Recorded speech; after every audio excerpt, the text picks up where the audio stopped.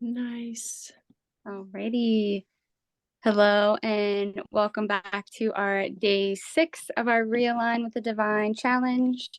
Today joining us is Debi Kennison. She is a dear friend and mentor of mine. And honestly, she embodies what the divine feminine is in my eyes. So I'm so honored to have her on here and for her to share her experience. And yeah, let's just get into the juiciness of the third eye, self-reflection, intuition, all that goodness.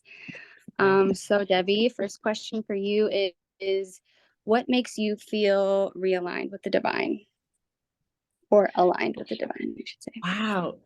That's a great question. And thank you both for having me. I'm honored to be a part of this. And I think it changes, and it depends on what I'm currently, what my current state of being is. I tend to think of it as, what do I need the most in this moment to help me reconnect? And sometimes it's drumming and journeying. Sometimes it's actually journaling, meditation, breath work, always breath work, right? Like that's just a given. It's interesting because I just sort of, the movement piece of it, like the yoga, taught it for, I don't know, 12 years. And suddenly my body just went, yeah, no, I'm good. I don't need to move anymore, which is not great. But I'm finding it's just a different type of movement. So sometimes it will be, doing just a very gentle flow or something like that. But also, I've tapped more into, when I do energy work, like McKinsey probably knows this, when I do energy work, that's when I'm in the deepest flow state. That's when this is just wide open. And then I'm communicating directly with source.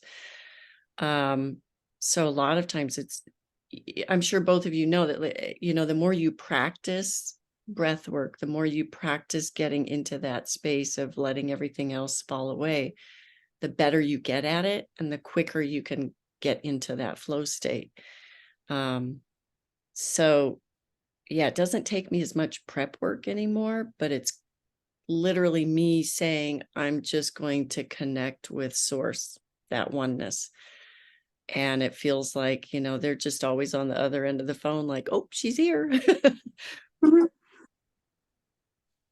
Yeah, it's a good question because I think it, I think it just depends on the day and the version of me that shows up. Yeah, I definitely resonate with that. As you've come through this path and started, what were some things that guided you to starting to work with the third eye and energy work and all of that? What was your journey to coming into this space that you're in now? That's a great question, and one that I often say, being at the lowest point in my life, that's what led me to it. My son was really struggling with his mental health in high school, and it was an everyday battle. And of course, this is when I was learning how to teach yoga. And then also, that first couple of years of teaching yoga. And I just surrendered. I just would lay on the floor in my bedroom and cry and start chanting. Mm-hmm. And it was a ritual. Every day it was just a ritual. It was a meditation. It was everything that I could think of to get me there. And that was when I actually, for the first time, experienced that state of being that they call their nirvana, right? The enlightenment, where you just go, oh my gosh. And I remember just crying, absolutely crying, because it was such a beautiful state and a beautiful place to be in. And I think that I think surrendering is still the easiest way, where you just lay on the floor or get on your yoga mat and just breathe and just let everything else fall away.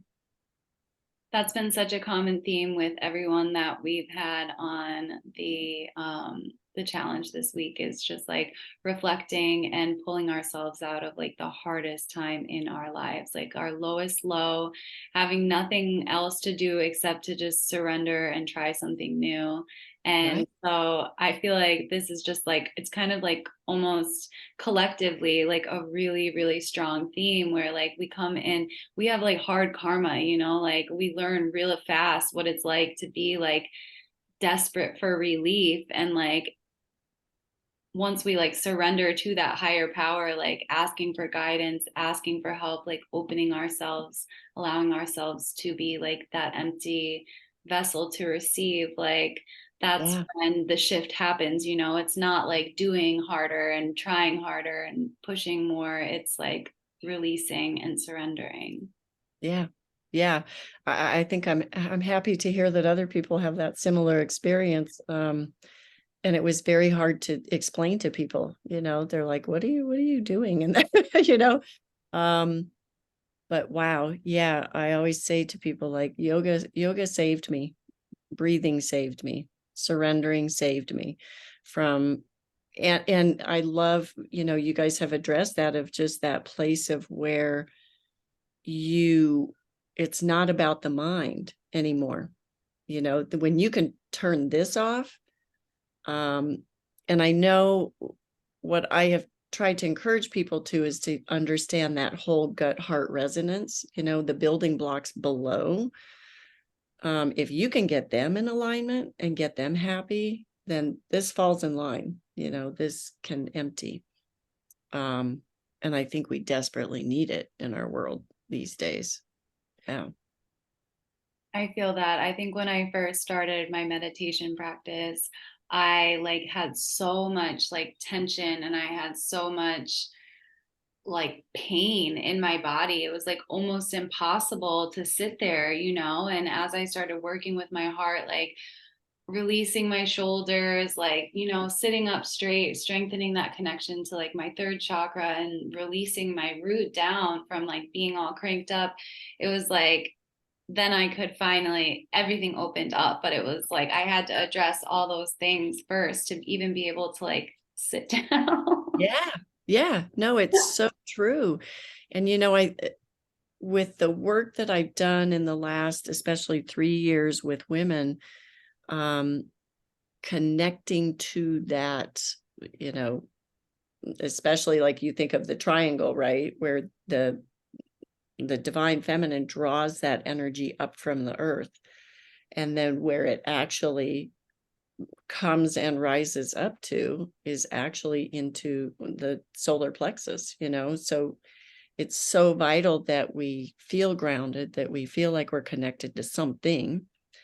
And it's extraordinary to me that how much I've learned about how the divine masculine then is coming at like an inverted triangle, from above, and it's connecting at that same place. Sometimes it's the heart, sometimes it's a yoni, but it's essential that in terms of even just balancing our energetic systems. So there's so much gold in just working with the chakras and understanding that, you know, they're all built upon each other. Mm-hmm. Yeah, I've been going this last week has been a challenge in itself. So it's kind of funny, and not, I mean, synchronicities, it's all divine timing, but especially today, like so many things are being brought to my my awareness of where I still need to self-reflect and where that work needs to be done, especially like within those lower chakra areas. Like, yeah, like you can be like, if you're not grounded and like feeling at home within that body, like this is going to go haywire and it's not going to feel aligned. You're always going to be fighting with that mind like heart connection. And so I like that you touch base on that, because really you have to have that foundation for this to even be illuminated, for you to see beyond those like those stuck energies, that pain, that heaviness that you go through. Yeah. Yeah. And I see it over and over again. Particularly, like, I just got back from Glastonbury and did this incredible women's retreat. And the fascinating surprise for me was that I'm going to do this divine feminine rose womb lineage thing. And it turns out that what ended up happening was the integration of my divine masculine, like, right, totally blew my mind. And that's hard to do these days, but but what I really understood, because we also really worked with the first, second, and third chakras, and how important we talk a lot about the divine feminine, but we also forget that we need the divine masculine outside of us as well as inside of us, metaphorically and sometimes literally. But but it's absolutely amazing to me how, yes, you can open your third eye without being completely healed or completely whole in your first, second, or third chakra, but boy, does it power up when you have really, taken time to really connect with those. I think the first chakra is just critical, especially for women. We have so much there that doesn't promote us really going higher, that's yeah. So you had mentioned a lot of different, or that breath work and mantra were some of the things that really helped you as you started your practice of like surrendering the mind. And I'm curious, like, what were some of your favorite breath work practices and what mantras were you working with at the time? Yeah, I love that you asked that question, because I can put on, Satanama and just Satanama. I still one of my hands down favorites. I actually love singing with Diva Primal. I act like I can sing like her. And really doing oh my gosh, it just left my head, but there's so many of those, like, I don't know if you've ever heard that song, Yemeya Asasu. I think so. Yeah, it's just beautiful. And I find myself singing that one a lot. So there's something, of course, to, the waters, right? It's the very feminine, like the waters coming together and meeting the ocean. So and that like emotions. Yes, and the emotions. That's exactly right. And so those in particular were a couple of my favorites. Interestingly enough, I did every day for a year, I did the loving kindness and compassion meditation. That's a Buddhist meditation. And then they had a mantra that went with it. And I got pretty good at just singing it on my own. And now I can barely remember it. I have to listen to it to actually do that. Those are a couple of my favorite. And interestingly enough, for me, here comes a train, sorry. I still love the Nadi Shashamna breathing, the alternate oscillation. That's still my jam. Yes. Although I've gotten into shamanic breath work, and I saw that you had a couple of women that do some of that shamanic breath work, and wow, yeah, I'm sold. It's amazing.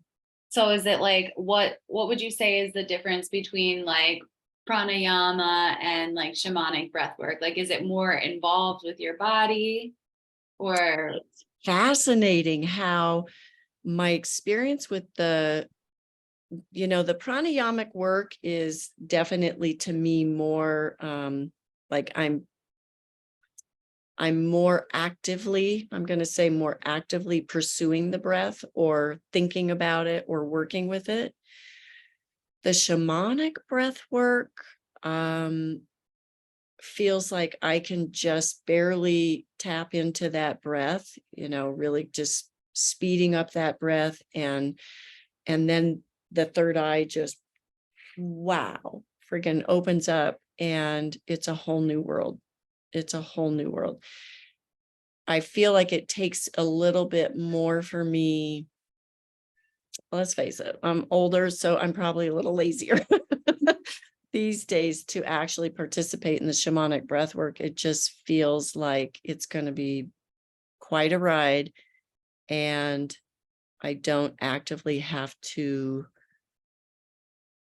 work with the breath as much as, with the pranayamic stuff. But there are times where I can tell, like, no, you need to actually do the pranayama work. Actually, a little breath of fire, like, get that Agni going, girl. So yeah. Again, it just depends on the day, right? But I would say that's the biggest difference. I don't have to work as hard with the shamanic stuff. And maybe that's just because I've been doing breath work and meditation for so long that it's almost, for lack of a better explanation, it's I can't do any drugs. I can't do any, like, this girl will get so sick. So I'm not able to have that experience of a high the way that some people, might experience it with mushrooms or, marijuana or anything like that. I just can't do it. So for me, it's actually quite fascinating to actually have such a profound, almost, what people describe to me as like an altered state with shamanic breath work. Wow. Yeah, it takes, and if I hear a drum, I'm gone. I'm like, ooh, I'm traveling. Powerful. I feel like Yeah. were you always that way where you you were very sensitive to substances? Yeah. I feel like I had a very opposite journey of you, where at first, like, I was like really into psychedelics, but I didn't have that like rootedness in myself. So it kind of like it really burnt me out, for lack of a better term. Spiritually, I was just like so disconnected from my body. And like Yes. I could see, like, my third eye and my crown chakra were like so open, but I didn't have that grounded anchor within my own like body to be able to like come back down to reality. Yes. And so I like, that's kind of been my path. I've struggled with addiction and substance abuse, and that's what brought me to this place of like, when someone told me that, so I'm also really into like neuroscience and psychology. So when I started realizing that like you can access those chemicals that make you do these things in your body through breath work, through meditation, through all these things, I almost thought of it as like a challenge. I was like, well, I don't know why I've been messing around with all this stuff, when this is what this is what my new path is, like if I'm so interested in reaching these altered states, I need to do it from within. And so that was like very much my almost in ways my motivation to follow this path. And Wow. yeah, it's been very interesting to see the subtle shifts. Like I didn't see it at first. It probably took me like maybe 5 years Yeah. to start being, because you have to work from the ground up, Yeah. I do feel like it's a lot more work to do it the other way. For me, again, I'm a little bit lazy these days, where it's like, oh, okay, I don't really want to put the time and the effort in.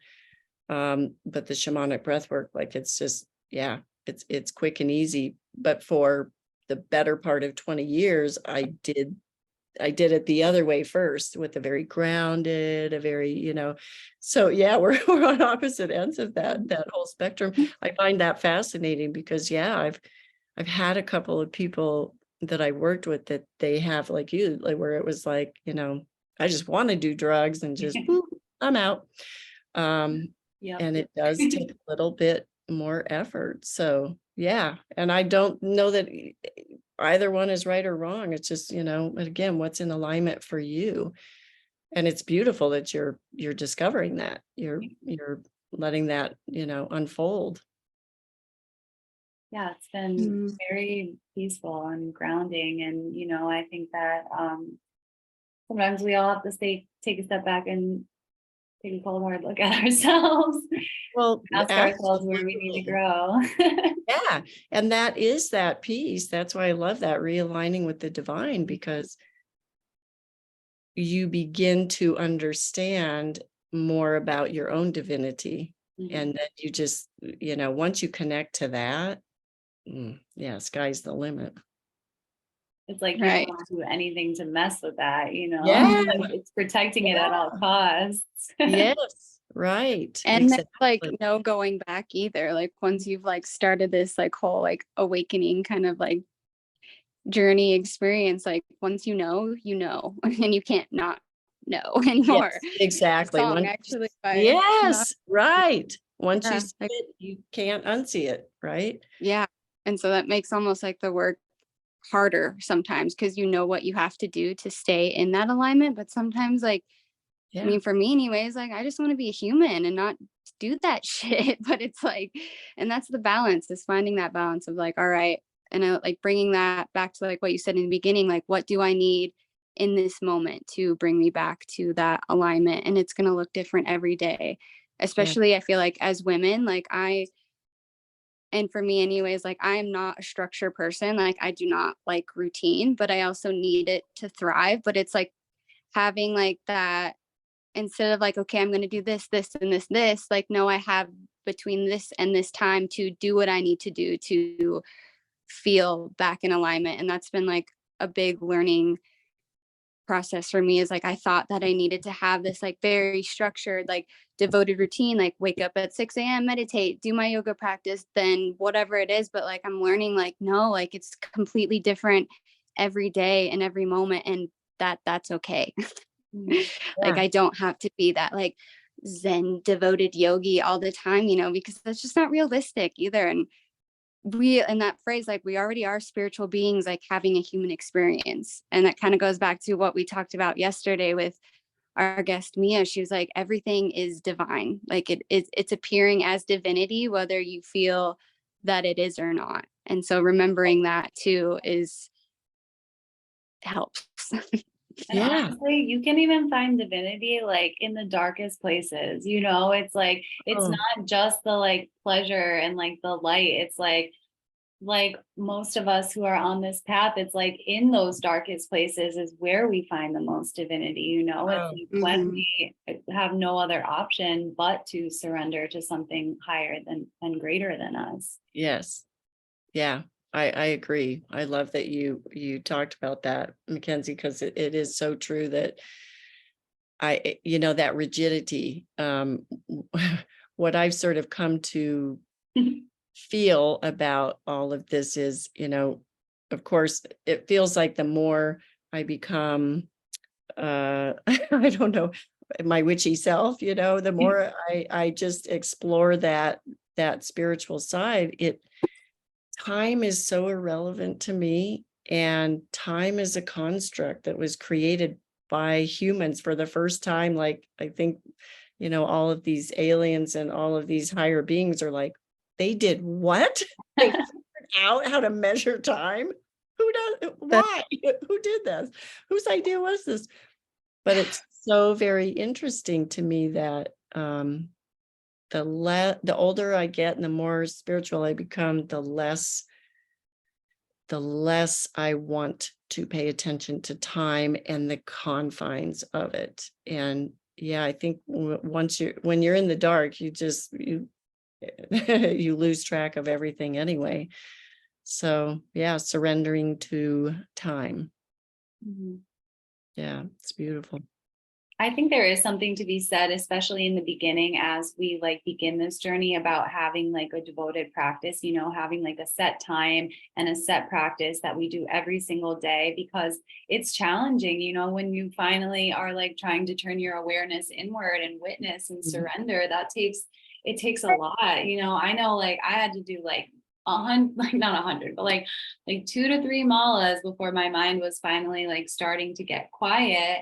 And it really did help me to have a structure in the beginning where like I've got my scarf and I've got my mala beads and I'm sitting in the same spot every single day at the same time. Like that was something that was really helpful and positive for me in the beginning. Kind of like you had mentioned about how like the more you practice your connection to your inner self, like the easier it is with time to access it without all of those extra steps. Right. So Just like, it's kind of like- like as you move through your journey, you can start to release some of that structure and allow yourself to just decide in that moment with your own discernment, like what you need in order to feel the most aligned. But like kind of in the beginning, I would say, at least for me, it was really important to have like that specific structure with my practice to get me really in that space. Yeah, no, I agree. It's, and yeah, I'm glad that you brought that up actually, because it's so true. In the beginning, it was like, I couldn't go a day without doing some type of breath work, yoga, mantras, chanting, whatever it was. And it's like a muscle that you develop, right? Like if you go into the gym, it's going to take you time to build up strength, endurance, all of those things. And I think it is the same where it's kind of like, that disciplining the mind and disciplining the body. But I know sometimes I have that rub with disciplining, but it's working with what you have and what version of you shows up. Because yeah, I have so many people that are beginner meditators and they're just like, this is hard. Like I don't like meditation. They put a lot of pressure on themselves because they think it has to be or look a certain way. So I try and find ways where it's like, finding ways to make meditation more approachable in the beginning so that they can go, oh, okay, so if I can just do that, like every red light, breathe through the red light, do a little pranayama at every red light, whatever it is. Yeah. That is so funny that you say that, because that was definitely like, that's what I always say to my clients when I'm trying to teach them to connect with their breath. I'm like, every single time you're in the car, like your 3-part yogic breathing or whatever breath work that we're working through at the time, I'm like, the car is your trigger. That's going to keep you focused in the moment. Cause we always think, in the car, we're like, I know me, like sometimes I can drive from point A to point B and like not even have been paying attention the entire time. It's definitely time where we zone out. And it's like, if we can just use that time when we're behind the wheel, first of all, it's much safer. Second of all, like, it's like, then we can kind of build that connection. So when we're in our daily life and we get triggered, snap right back to it, take a nice deep breath, center yourself. And so it's funny that you say that, but I'm curious, like, what are some other ways that you work with beginner meditators to help them make the practice more accessible? It's interesting because I did a 3-year training that was fascial release work and imagery. So we call it dynamic neurocognitive imagery. But anytime that you're actually using your mind for imagery, it's actually a version of meditation. You're accessing those same brain points that if your brain can come up with an image, and then you can come up with a feeling that's associated with that image, and people can, it's a great way for them to connect to their body. So a lot of times what I do is initially I'll have them do movement with the breath.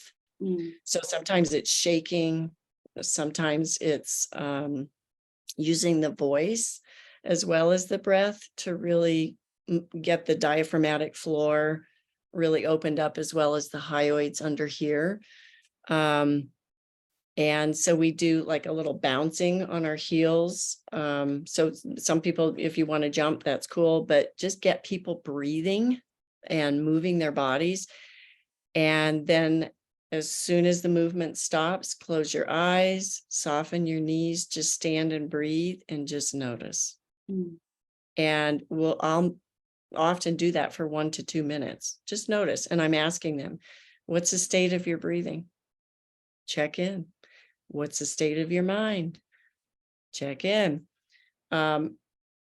it's been a really powerful tool for people to understand. So usually I start with that check-in. It's always like at least a minute check-in of like, check in, what's the state of your breathing? What's the state of your mind? What's the state of your being? What is the state of your shoulders?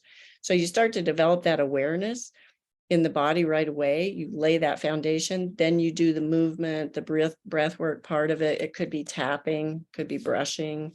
You just get them back into their bodies because everybody's out there floating around. As soon as you do that, then you add the movement, and then afterwards you have them check back in.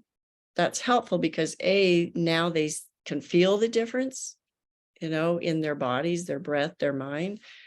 And then it's like, congratulations, you just meditated for a minute or two. If you can do that, just keep doing it, keep practicing it, and you'll go longer and longer and longer with just the brain going, wow, this is great. That's just one of the ways that I do it. But yeah, it's really, really been a powerful tool to use. And, that 3-year training was remarkable, the things that we learned. But, fascia it's always listening. And fascia is the one thing in the body that it needs breath in order for the breath tells the brain we're safe. We don't have to be in fight, flight, or freeze or fawn. And now we can relax. And it's remarkable what you can do. And you're having a conversation really with fascia, which I swear in my mind, fascia is divine. It is like our God source in our body, because it's such a tool of information to use, that the feedback loop is so profound. If you can get people to tap into that fascial world and get them to breathe and relax, meditation is so accessible. Nice. Yeah, I think we often forget like how simple it is to just like drop into or drop back into our bodies with the breath. Like it's something that's just, it's natural. Like we never think about, or typically we don't think about it throughout our day unless we have that awareness. So Right. I like that idea of just like, it can be simple. Like it doesn't have to be like the traditional, okay, you're going to sit down and close your eyes and meditate for 30 minutes. It's inviting in that movement, just getting people familiar, and that remembering too. I like that word of remembering instead of like disciplining, like, because we've been programmed to be something that we're not. And whether you believe that or not, like it's completely true. So it's like coming back to that home, which is our body, and then breathing, which is that life force. And then eventually like things will just start to reveal themselves. Yeah. Within. I think you hit on something really important, because, right, this whole premise that, the human body is the conduit, the channel between the heavens, between, that higher self consciousness and the earth. So we are that channel. And so I think you perfectly said that, where it's like, it's, if you can remember even just that you are the, and all you have to do is feel your feet on planet Earth and breathe. It can be simple. Like we're no different than the trees or the flowers, and like they have to have that strong foundation in order to grow and receive. And if it's like internally it's dense and decaying, like it's not going to thrive. It's just not. Yeah. I love talking about this stuff. I know. Me too. I'm so sad we're running out of time. Should we start another? I know. I just noticed. I was like, oh shoot, I don't want to get cut off. I know. I was like, okay, I'll stop talking. Well, Michael, if you have any questions for Debi, you can drop them either in the chat and we'll try and get them over to her, or on the Facebook post with her little